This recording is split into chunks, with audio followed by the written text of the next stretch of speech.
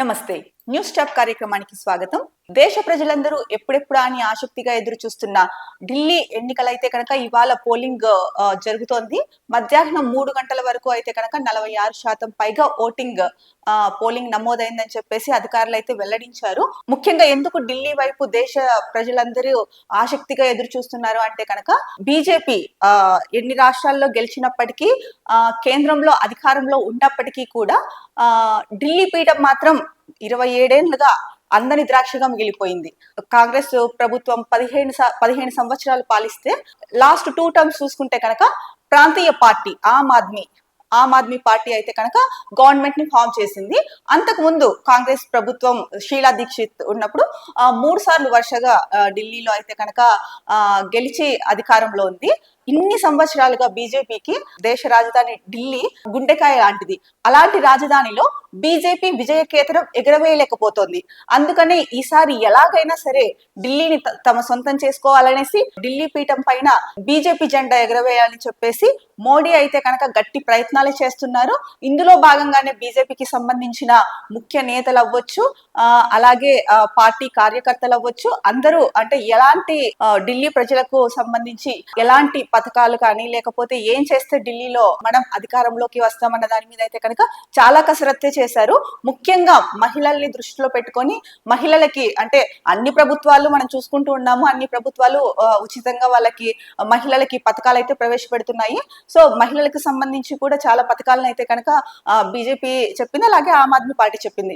కాకపోతే ఇక్కడ మనం గమనించాల్సిన విషయం ఏంటంటే కనుక ఎక్కువగా ఢిల్లీలో ముస్లిం ఓటర్స్, దళిత ఓటర్స్, అలాగే మహిళలు ఉన్నారు. ఈ 3 ప్రధాన వర్గాలు ఆమ్ ఆద్మీ పార్టీ వైపు ఎక్కువగా మొగ్గు చూపుతున్నారు అన్నది మనకి గత ఎలక్షన్స్ ని బట్టి అయితే కనుక తెలుస్తోంది. దాదాపు 13% మంది ముస్లిం ఓటర్లు ఉన్నారు, అలాగే 15% దళిత ఓటర్లు ఉన్నారు. ఈ 13% ముస్లిం ఓటర్లు అయితే కనుక ఆమ్ ఆద్మీ పార్టీ వైపే ఉంటారని చెప్పేసి అంటే వాళ్ళకి ఇంకొక ఆప్షన్ లేదు, ఉంటే కాంగ్రెస్ పార్టీ లేదా ఆమ్ ఆద్మీ పార్టీ వెనుకనే ఉంటారని చెప్పేసి రాజకీయ విశ్లేషకులు అయితే కనుక కొంతమంది చెబుతున్నారు. సో ఇదొక ప్లస్ పాయింట్ ఆమ్ ఆద్మీ పార్టీకి. ఇంకా దళితులు ఎవరైతే ఉన్నారో 17%, వీళ్ళు కూడా అంటే గతంలో ఆమ్ ఆద్మీ పార్టీ చేపట్టిన కార్యక్రమాలు అవ్వచ్చు, దళితుల కోసం చేసిన కార్యక్రమాలు అవ్వచ్చు, వీటన్నిటిని బట్టి చూస్తే కనుక దళిత ఓట్లు కూడా ఎక్కువగా ఆమ్ ఆద్మీ పార్టీ వైపే మొగ్గు చూపుతున్నాయి అన్నది కూడా రాజకీయ విశ్లేషకులు చెప్తున్నారు. ఎందుకంటే ఇది 2015 అలాగే 2020లో జరిగిన ఎలక్షన్స్ దృష్ట్యా రాజకీయ విశ్లేషకులు ఈ అంచనాకి వచ్చారు. మరి అయితే ఈసారి ఇమేజ్ పరంగా అయితే కనుక ఆమ్ ఆద్మీ పార్టీ అధినేత ఎవరైతే ఉన్నారో కేజ్రీవాల్, మాజీ ముఖ్యమంత్రి, ఆయనకి ఇమేజ్ పరంగా అయితే కనుక కొంత ఇబ్బందులు ఉన్నాయి. ఒకటి ముఖ్యంగా శేష్ మహల్ వివాదం ఒకటి, ఇంకొకటి ప్రధానంగా లిక్కర్ స్కామ్ లో అరెస్ట్ అయ్యి బెయిల్ మీద అయితే కనుక ఉన్నారు. ముఖ్యంగా అరవింద్ కేజ్రీవాల్ కూడా అదే నినాదాన్ని బయటకు తీసుకెళ్లారు. అంటే కావాలనే నన్ను అంటే లిక్కర్ స్కామ్ లో ఇరికించారు అని చెప్పేసి మొదటగా చెప్పారు. ఏది ఏమైనప్పటికీ బెయిల్ మీద బయటకు వచ్చారు. తర్వాత తన పదవికి రిజైన్ చేశారు. అతిషి అయితే కనుక ఇప్పుడు సీఎం గా ఉన్నారు.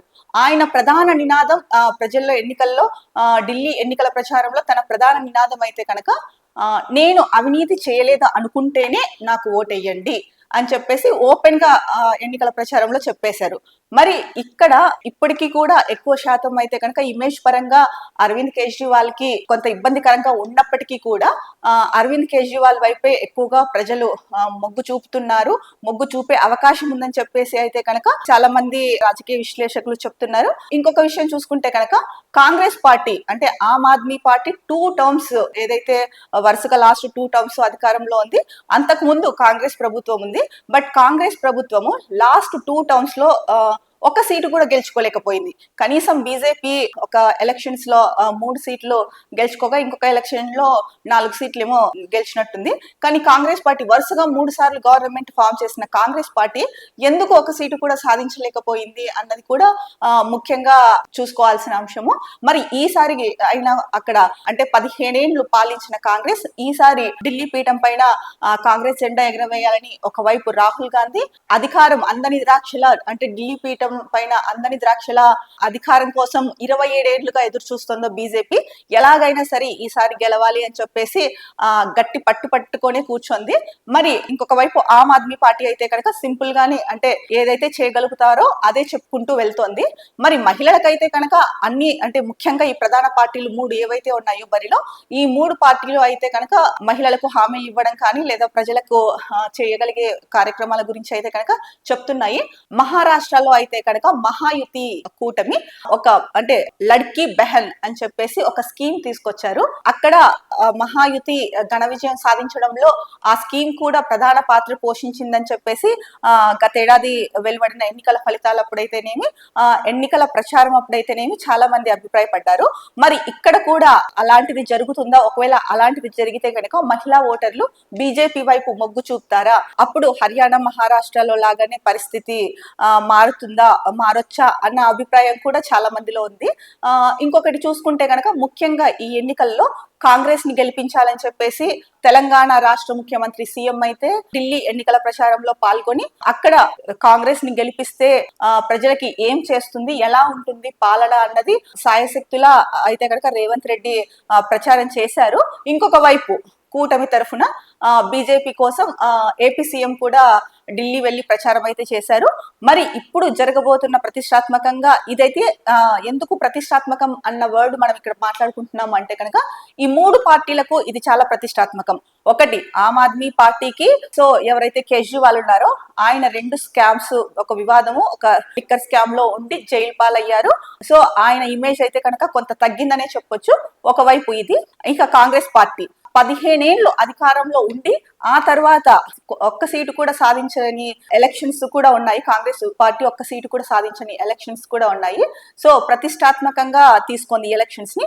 ఇంకొక వైపు బీజేపీ అయితే కనుక ఇక 27 ఏళ్ల నుంచి అధికారం దక్కలేదు కాబట్టి ఎలాగైనా సరే ఢిల్లీ పీఠం పైన బీజేపీ జెండా పాతాలనేసి చూస్తుంది. అందుకని ప్రతిష్టాత్మకంగా ఈ 3 పార్టీలు ఢిల్లీ ఎన్నికలను అయితే తీసుకున్నాయి. సో ఢిల్లీ ఎన్నికలు మనకి ఈ రోజు పోలింగ్ జరుగుతోంది. మరి ఇక 8వ తారీఖునే రిజల్ట్ కూడా వస్తుంది. ఎక్కువ రోజులైతే కనుక రిజల్ట్ కి కూడా టైం లేదు. ఒక 3 రోజుల్లో మనకి ఏంటి పరిస్థితి అన్నది తెలుస్తుంది. అయితే ఇక్కడ ఇంకొక మరో ప్రధానమైన అంశం ఏంటంటే కనుక సెంట్రల్ బడ్జెట్ అంటే కేంద్ర ప్రభుత్వం ప్రవేశపెట్టిన బడ్జెట్ లో అయితే కనుక ముఖ్యంగా మధ్యతరగతి ప్రజల్ని బేస్ చేసుకొని మధ్యతరగతి వాళ్ళకి గాలం వేస్తుందనే చెప్పవచ్చు. బడ్జెట్ లో ముఖ్యంగా ఆదాయ పన్ను ఏదైతే ఉందో 12 లక్షల ఆదాయం వరకు ట్యాక్స్ కట్టాల్సిన పని లేదు, మినహాయింపు ఇస్తున్నాము అని చెప్పేసి బడ్జెట్ లో చెప్పారు. ఇది ఒక రకంగా ఢిల్లీ ఎన్నికల్ని దృష్టిలో పెట్టుకొని కేంద్ర బడ్జెట్ లో ఈ విధంగా చెప్పడం జరిగింది అని కూడా చాలా మంది ప్రజలు అనుకున్న మాట. ఎందుకంటే ఎన్నికల కోడ్ అమల్లో ఉన్న నేపథ్యంలో ఢిల్లీ రాష్ట్రానికి ప్రత్యేకంగా నిధుల కేటాయింపు కానీ లేకపోతే ప్రాజెక్టులు కానీ ఇదేమి ఇచ్చే అవకాశం అంటే ఎన్నికల కోడ్ ఉంది కాబట్టి ఏదైనా సరే బడ్జెట్ లో ప్రవేశపెట్టారు అంటే కనుక ఢిల్లీకి సంబంధించి అది అక్కడ ప్రజల పైన ఎఫెక్ట్ చూపిస్తుంది. కాబట్టి ఎన్నికల కమిషన్ ఢిల్లీకి బడ్జెట్ లో సెపరేట్ గా అయితే కనుక ఢిల్లీ గురించి ప్రస్తావించకండి అని చెప్పారు. ఈ నేపథ్యంలోనే మధ్యతరగతి ప్రజలు ఎక్కువగా ఢిల్లీలో మధ్యతరగతి ప్రజలు ఉన్నారు. వీళ్ళకి అనుకూలంగా ఉండేలాగా కూడా సో ఎప్పటి నుంచో బడ్జెట్ మీద మధ్యతరగతి ప్రజలకు ఏం చేయట్లేదని చెప్పేసి విమర్శలు అయితే కనుక వస్తూ ఉన్నాయి బడ్జెట్ ప్రవేశపెట్టిన ప్రతిసారి. ఈ నేపథ్యంలో తీసుకుంటే కనుక సో దేశ ప్రజలందరినీ ఒక ఎత్తు అయితే కనుక ఢిల్లీ ఎన్నికలని దృష్టిలో పెట్టుకొని కూడా ఈ బడ్జెట్ ని ప్రవేశపెట్టారు. ముఖ్యంగా ఏదైతే ఆదాయ పన్ను ఉందో దీనికి సంబంధించి 12 లక్షల వరకు ట్యాక్స్ మినహాయింపు ఏదైతే ఉందో ఇది ప్రధానంగా ఢిల్లీ ఎలక్షన్స్ ని దృష్టిలో పెట్టుకొని చేసిందని అయితే కనుక చాలా మంది అభిప్రాయం వ్యక్తం చేశారు. ప్రధానంగా ఢిల్లీలో జుగ్గి వర్గానికి సంబంధించిన వారు ముస్లిం ఓటర్స్ ఎక్కువ సంఖ్యలో ఉన్నారు. వాళ్ళ ఆమ్ ఆద్మీ పార్టీకి వెనకాలే ఉన్నారు. ఒకవేళ జుగ్గి వర్గానికి సంబంధించిన వారు ముస్లిం ఓటర్స్ కనుక ఇప్పుడు కూడా ఆమ్ ఆద్మీ పార్టీ వైపే కనుక మొగ్గు చూపితే కనుక ఆమ్ ఆద్మీ పార్టీకి విజయం అనేది నల్లేరు మీద నడకలాంటిది అవుతుంది. ఈజీగా 50కి పైగా సీట్లు అయితే సాధించగలుగుతుంది అని కూడా మరోవైపు రాజకీయ విశ్లేషకులు చెప్తున్నారు. ఇప్పుడు ఢిల్లీలో ఉన్నది 70 అసెంబ్లీ స్థానాలకి ఎన్నికలు జరుగుతున్నాయి. ఈ 70 అసెంబ్లీ స్థానాల్లో జుగ్గి వర్గానికి సంబంధించిన వాళ్ళు ముస్లిం ఓటర్స్ ఆమ్ ఆద్మీ పార్టీ వెనకే కనుక ఉంటే కనుక 50 పైగానే సీట్లు సాధిస్తుంది ఆమ్ ఆద్మీ పార్టీ. ఇందులో ఏమాత్రం డోకా లేదు అని చెప్పేసి అంటున్నారు. అయితే ఇక్కడ గుర్తుపెట్టుకోవాల్సిన విషయం ఇంకొకటి ఏంటంటే కనుక సో ఈ మధ్య కాలంలో రాహుల్ గాంధీ రాజ్యాంగం గురించి ఎక్కువగా ప్రస్తావిస్తున్నారు. ముఖ్యంగా దళితుల గురించి కూడా ఎక్కువగా ప్రస్తావిస్తున్నారు. ఈ నేపథ్యంలో ముస్లిం ఓటర్స్ అవ్వచ్చు, దళితులు అవ్వచ్చు, కాంగ్రెస్ వైపు మొగ్గు చూపితే కనుక ఓట్లు చీలి ఆమ్ ఆద్మీ పార్టీ విజయపథం వైపు వెళ్ళకపోవచ్చు అన్న అభిప్రాయం కూడా వెలువడుతోంది. దీనివల్ల బీజేపీకి లబ్ధి చేకూరుతుంది. కాంగ్రెస్ కి ఆమ్ ఆద్మీ పార్టీకి అయితే కనుక కొంత నష్టం వాటిల్లే అవకాశం ఉంది అన్న అభిప్రాయం కూడా ఉంది.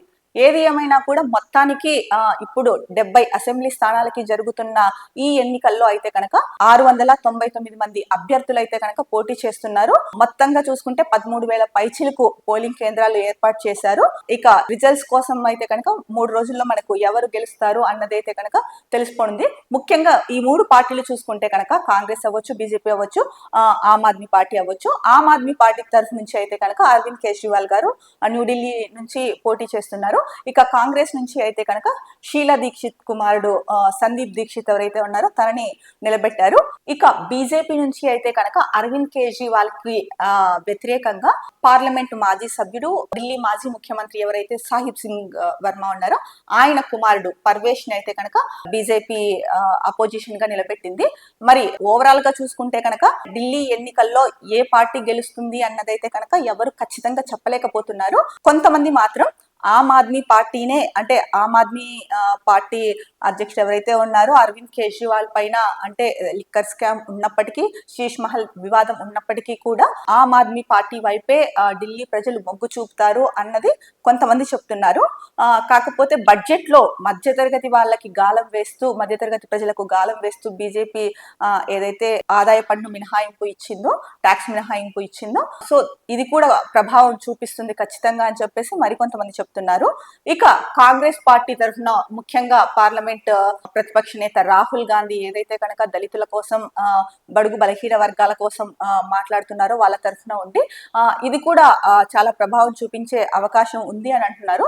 సో ఓవరాల్ గా ఢిల్లీ ఎన్నికల్లో అయితే కనుక ఈ 70 అసెంబ్లీ స్థానాల్లో ఏ పార్టీ వైపు ప్రజలు మొగ్గు చూపిస్తారు, ఏ పార్టీని అధికారంలోకి తీసుకొస్తారు, సో ఢిల్లీ పీఠంపై అందరూ ఉత్కంఠగా ఎదురు చూస్తున్న రిజల్ట్స్ రావడానికి 3 రోజులే ఉంది. మరి ఢిల్లీ పీఠం పైన జెండా ఎవరు ఎగరేస్తారు అన్నది మనకు 8వ తారీఖున తెలుస్తుంది. సో అంతవరకు ఈ 3 రోజులు అయితే కనుక వేచి చూడాల్సిందే.